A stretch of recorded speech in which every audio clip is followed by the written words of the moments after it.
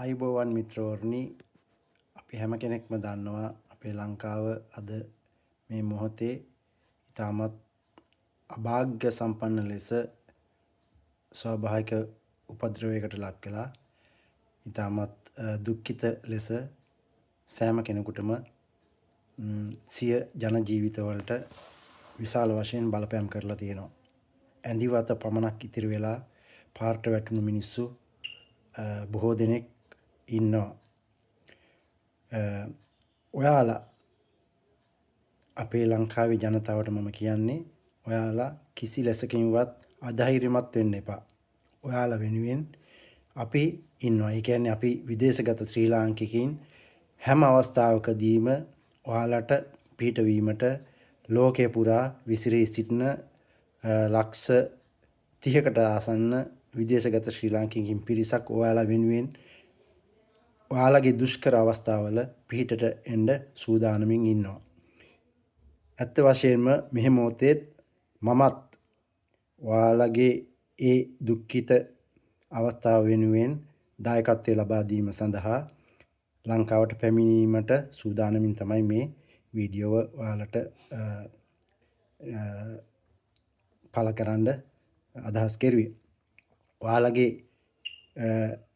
ඔයාලගේ මානසික මට්ටම හොඳ විදිහට පවත්වා ගන්න අදිස්ථාන කරගන්න. ඒ වගේම තමයි ඔයාලා කිසි ලෙසකින්වත් අධෛර්යමත් වෙන්න එපා. ඔයාලගේ ශක්තියට ධෛර්යයට විදේශගත ශ්‍රී ලාංකිකයින් හැම අවස්ථාවකම ඉන්නවා.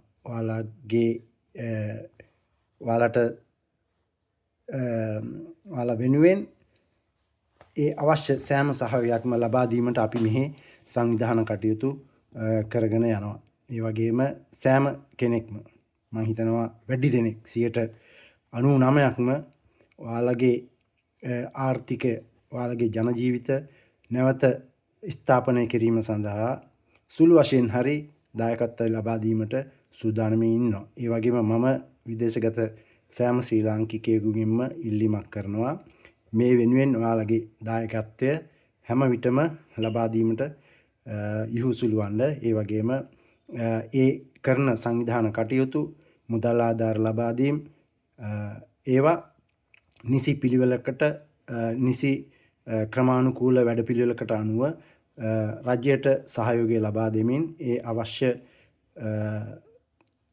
අවතැන්නුවන් සඳහාම එම ආධාර මුදල් ලබා දීමට අවශ්‍ය කටයුතු සංවිධානය කරන්න කියලා මම කාරුණිකව ඉල්ලනවා. ඉතින් ඒ නිසා මේ මොහොතේ මම මේ උවදුරට පත්වෙච්ච ශ්‍රී ලාංකිකයන්ගෙන් මම ඉල්ලීමක් කරන්නේ ඒගොල්ලන්ට කිසි ලෙසකින්වත් අධෛර්යමත් නොවි තමන්ගේ මේ ජීවිතයට ආපු අභියෝගය මුළු රටක්ම එකවන්ව නැගී සිටීමට හොඳ රටක් ගොඩනගා ගැනීමට අපි අදිස්ථාන කරගමු.